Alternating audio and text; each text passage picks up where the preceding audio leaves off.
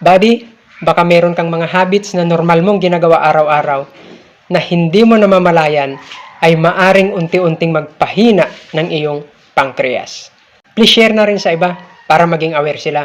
At isang paalala, ito ay for educational purposes lang at hindi medical advice. Unang dahilan ay laging sobra ang kain at busog na busog.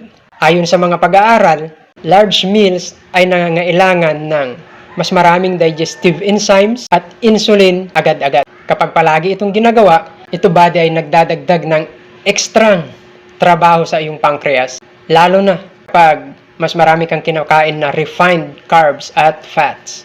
Ang sabi sa Kawikaan 16:32, ang may pagpipigil sa sarili ay mas higit kaysa sa makapangyarihan. Body, how much you eat matters. Pangalawa, hindi nawawalang stress. Ang chronic stress ay nagre-release ng cortisol.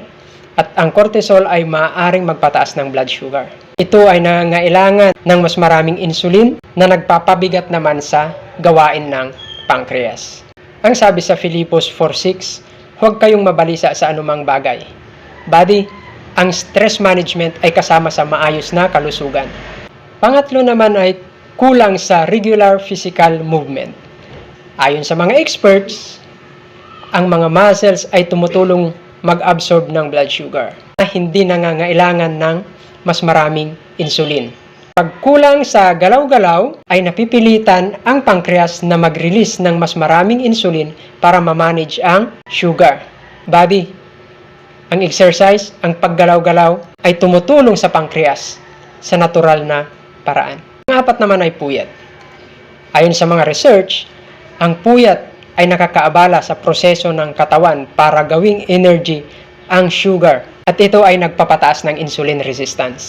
Kaya body, ang mga late night habits, sobrang kain sa gabi, at irregular na schedule ng pagtulog ay maaaring makaapekto sa workload ng iyong pancreas. Ayon sa mga awit 4:8, ako'y hihiga sa kapayapaan.